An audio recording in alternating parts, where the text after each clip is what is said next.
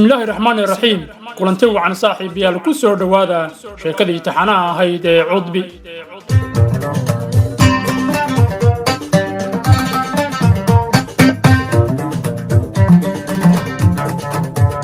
شيكدان عضبي waxaa qoray limaan axmed ciise abwaanka waxaan idinla socodsiinaya anigoo ah cabdinaasir axmed xasan xiir iyo mase fantastic ee qaybta labaad ee sheekada waxa ay noo joogtay muuse macow mooge musawaran leh oo reerkiisa u soo bandhigay in loo doono gabadha calisalaad mooge ee cudbi kadibna la isku raacay in calisalaad loo diro colaad si uu arrintaani kagala hadlo colaad oo guriga walaashiisa xada jooga hilib iyo caanana ka dhargay laakiin sugaya calisalaad oo maqnaa ayay sheekadu noo joogtay haatanna ku soo dhowaada qaybtii saddexaad ee sheekada cudbi oo halkeedii nooga sii socota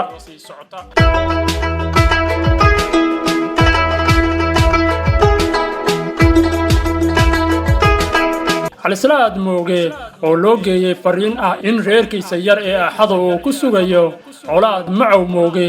ayaa wax yar kadib guriga soo gaaray rag saaxiibo ahaa wada dhalasho iyo xididna ka dhaxeeyo sidii laga malaynayay ayaa dhacday oo weyrax iyo sheeko tanaaga ah ayaa isqabsatay calisalaad si wanaagsan oo qurux iyo kalgacayl ku dheehan yahay ayuu u soo dhoweeyey seedigiisa ama seena adeerkiisa walow uu dareemay in arrinka seedigiisa wado aysan ahayn arrin sahlan laakiin kuma fakarin inuu gabardoon yahay ee waxa uu iska maleeyey maadaama nin weyn oo seedigiisa yimid xilliguna samaa oo roob la degan yahay in seedigii colaad caawa uu yaradoon yahay waxa uuna niyadda iska yidhi waa adigii gugii dhowaa qaalmo iyo hala bixiye waa maxay yaradkan qaanta ah iyo hadallo kale oo dhibsiya laakiin weli afkiisa kama soo bixin waxa uuna aamusnaantii ku go'aansaday wixii uu seedigii biri siin lahaa halo iyo qaalmo kale ayuu u go'aamiyey waxa uuna la soo booday seedii waa inoo subixii iyo sogotin fiican oo aan kuu sameeyo salligaygana si nabada ugu seexo colaad oo aan isagoo ogayn waxa uu odaygu niyadda iskala hadlay ayaa yidhi walaal isug caawa xaajo weyn ayaan wadaa ee aan isla gorfayno waxaan wadaa wax caado iyo dhaqan soo jireen ah annaguna si gaara aan ugu sii dhaqanno waana arrin u baahan in aan si fiican uga showrno arrintu waa maxay ayuu si halhaleela u yidhi isaga oo salka dhulka sii dhiganaya cali colaad ayaa yidhi arrintu wax weyn maaha waxaan ka socdaa dhanka iyo musawaran leh waxaana ka ahay ergo gogol ayaana jimcaha noo taalla birinka cascaska leh waxaana kaa doonaynaa gabadhaada cudbi ah in aadna siiso cali ayaa yidhi war waasix gabadhu way guur gaartay qofkee loo rabaa warka ii dhammaystir kolkaa ayuu colaad ku yidhi waxaa loo rabaa oday musawaran leh markaas ayuu asaga oo aan hadal kalaba furin cali aqbalay gogosha iyo bixinta gabadha oo uu sii ballan qaaday waxaana lagu kala seexday farxad iyo fadhi wanaag dhinaca kale dhunkaal maadaama isaga gabadha dhinaca hawryar walaala ka yihiin war kama hayo waxaa ka socda dhinaca cudbi inaadeeradeed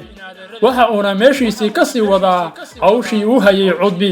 isaga oo xoogaa jaanis ka helay maxamed dheere musawaran leh oo isku dayayey inuu aqbalo dalabka aabbihii iskuna diyaarinaya soo dhoweynta eedadiisa cusub arrintaasina waxay sahashay in wakhti gooniya isla qaataan cudbi iyo dhunkaal wax iskama dheefaan warna iskama daayaan waxaan oola jeedaa dhunkaal cudbi inuu xaraa la raaco mooye marnaba iskuma dayin inuu u sheegto rabitaankiisa iyaduna ma dareento walow ay xoogaa yaraysay sukaasigii badnaa dhunkaal dartiis sababtuna waxay tahay raggii ayaa jaanis ku waayey cudbi oo keli ah si ay ula hasaawaan mar kastana waxaa ka sokeeya dhunkaal wayna ka quusteen dhinaca kale cudbi iyadoo waxay isaga jirtaa shaqo maalmeedkeeda caadiga ah waxayna xoogaa cariiri badan ka dareentay dhinaca uu ku banneeyey maxamed dheere oo isaga oo aan u sheegin sababta iyo waxaa jira liifadda ugu gaabiyey taas oo aan horey u soo sheegnay in ay jaanis u noqotay dhunkaal laakiin cudbi xaggeeda booska uu maxamed ka baxay sida ay iyadu aaminsan tahay ma jirto cid buuxin karta waxayna niyadda ku dhisataa inuu maxamed ku maqan yahay hawd bari oo sida iyada loo sheegay geel baxsaday oo u raadiyey waase war aan sugnayn oo dhuunkaalniyadda ugu dhisayey wuxuuna isku dayaa in mar walba u ilowsiiyo maxamed dhuunkaalna waxa uu bilaabay in cudbi uu siiyo waqti badan markastana uu isku dayo inuu u dacareeyo maxamed iyadoona dhag jalaq uma siiso dhanka kale maxamed dheere ballantii ayaa ku dheeraatay waxa uu isleeyahay ma la gaaro maalinta cudbi aabba loo guurin doono oo uu islahaa hadday taasi dhacdo waxaa kaa yaraan doona walwalka iyo isla sheekaysiga sababtoo ah waxa uu og yahay mar hadday hooyo noqoto in rabitaanka dhammaantiis uu meesha ka bixi doono qalbigiisana jacayl hooyonimo uu qaadi doono weli lama gaarin maalinta uu u dhararayo inta ka horaysana waxa uu isku dayey inuu ka dheeraado cudbi ilaa maalintii uu warkaa maqlana indhaha ma uusan saarin cudbi waxa uuna isku diyaariyey inuu ka calool go'o qalbi jabay miya qosol lagu dhayaa qolayidhi miyuu qadar baajiya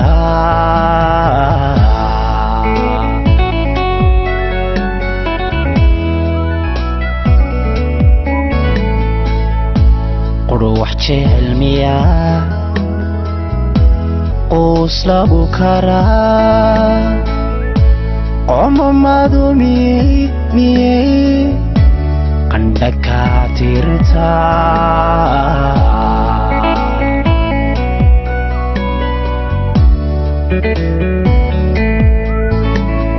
qudh wax jecel miya qoos lagu karaa qomamadu miyey qandha kaa tirtaa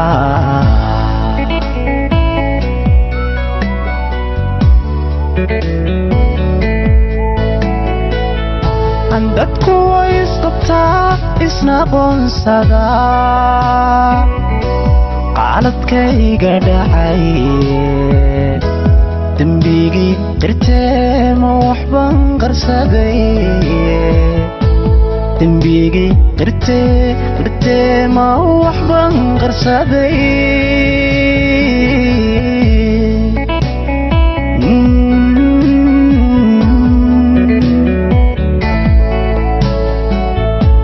dadku way isqabtaa isna qoonsadaa qaaladkayga dhacay dembigii dartee ma waxban qarsaday dembigii dartee ma waxban qarsaday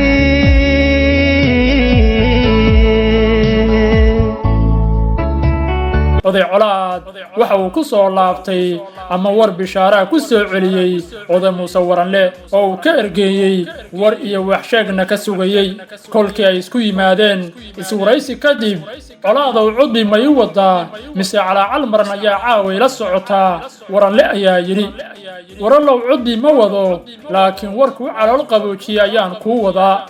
cudbi aabbaheed waa i soo siiyey adigana guddoon geeli gabadha lagu dooni lahaa iyo odayaashii nala golo fadhiisan lahaa ken kollay anigu shiikh waan ahay waxaan ku qaybsanaan doonaa inaan gabadha meheriyo amase ugu yaraan aan shuhuud kuu noqdo waxa uuna u raaciyey walaalow hay ceebayn cudbi geel u qalmaas ka soo diyaari doonistana waa inoo berri markaas ayuu oday muuse waranle yidhi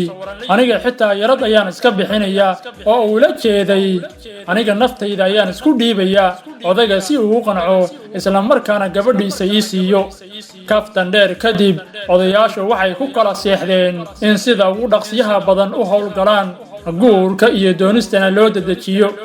dhanka kale waxa uu warkii doonista gabadha gaaray xareedo oo ah hooyada dhashay cudbi xareedo oo ciil hore oo ka dhashay maseer ay ka qaaday markii reer macow gabadhooda ay ku dareen odageeda calisalaad la aamusnayd ayaa jabaqdan ah soo doonashada gabadheeda gaartay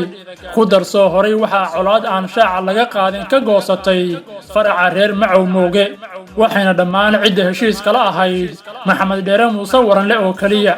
isagana jacayl gaara uma qabine xooggiisa ayay ku nacfinaysay xareedo waxa ay istustay in la gaaray waqtigii ay ka cadgoosan lahayd reer macow mooge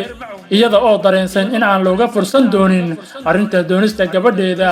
waxa ayna ballan ku qaaday in ay ka hor istaagi doonto waddo kaste oo waranla gabadheeda ku heli karo inkastoo sida ku cad dhaqankii hore ee Soomaalida hooyadu wax door ah oo weyn inaysan ku lahayn marka gabadheeda la guursanayo cidda guursanaysa guddoonka aqbalaada iyo geela yaradka laga qaadanayaba xareedo dhinacaasi Jaanes ogama banaana laakiin waxaa jira waxaan looga maarmin hooyada markii gabadheeda la guursanayo oo ah in ay iyadu qaadato mas'uuliyadda habeenta gabadha galbiska iyo guurintaba xilliga la bixiyo ilaa inta ay guriga ninkeeda ku hobsanayso waxayna ahayd waajibaad hooyada garbaha ka saaran dhaqan ahaan waana halka wado ee u bannaan xareedo oo doonaysa inay ka faa'iidaysato awoodda hooyanimo gabdhuhuna marka la joogo xaaladda noocan oo kale hal dheg ayay wax ka maqlaan waana tan hooyo xareeda oo ah cudbi hooyadeed waxa ay u qalab qaadatay in wax walba ay ka hor dhacdo ciidna ku ragto iskuna daydo in ay kala furfurto inta aan gabadha iyo odayga la isiin waana camal shaydaane waxa ay isku dayday inay u kala warqaado reeraha doonaya inay xididaan kolkaas ayay arrinta ka bilowday in odageeda Cali Salaad kaligeed gogol u dhigato waxa ayna sheekada ka bilowday iyada oo iska dhigaysa warmooge xaaji waxa noo jooga gabar guur gaartay sidoo kale waxa isna jooga dhuunkaal inanka aan habaryarta u ahay waa hawlkar cidda wax badan u soo qabtay waxa uuna ku hamiyey shalana ii haybsaday gabadhayda cudbi aniguna waan siiyey xaaji Caliyow ogow iskuna diyaari waxa soo socda odayaal gabadha soo doonanaya geelna noo soo wada oday Cali oo indheer garad ah ayaa markiiba dareebay in habartu wax walaaqayso waxa uuna sii fahmay waxa ay maagan tahay waxa uuna markaas hoos ka yiri Allah habartu faji badana waxa uuna si cad ku yiri naaheed intee lagu arkay habar gabar bixisa ama iyadu gudoonta waan ogahay waxa noo joogta gabar guudka dabatay nin aan horay u siiyay ayayna xaaskiisa tahay adigu gabar la qabo miyaa nin kala siisay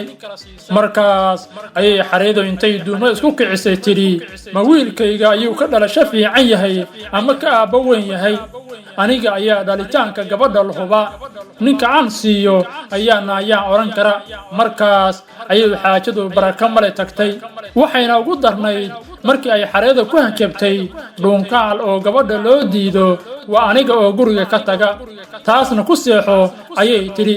markaas ayaa oday Cali waagu ku bariyay asaga oo niyada ku haya raggii uu hamiin hore gabadha siiyay haddana duqdi gabadha dhashay sidaan u hadlayso dood iyo caryeel ayaa hamiinkii lagu kala seexday dhiiranaanta xareedo waxaad ka dareemaysaa labada qof ay isku doonayso midna uma aysan sheegin warkan ay caawa oo dhan odageeda ku xiijinayso waxa ay kala kulmi doontana waa dhagax hamiin madow cirka loo tuuray oo cidda uu ku dhici doono aan la ogeyn waxayse xoogaa isleedahay gabadhaada warkaa ma diidayso dhuunkaalna waa doob gabar loo sheegay inuu kugu dul suuxo farxad awgeed ka filo waxayna isku dayday inay farxad muujiso si ay odaga u dareensiiso inay iyadu guulaysatay iyada oo ka duulaysa afcawa ninkii muroojiyuu dhibaaye xoogaa farxada muuji oday Calina waxa uu seexday isagoo seefta gasha kala baxay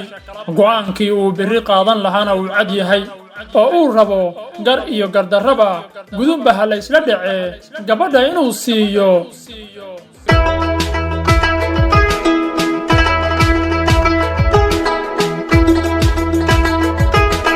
intaas haynoo joogto qaybta saddexaad ee sheekada cudbi la socda qaybta afraad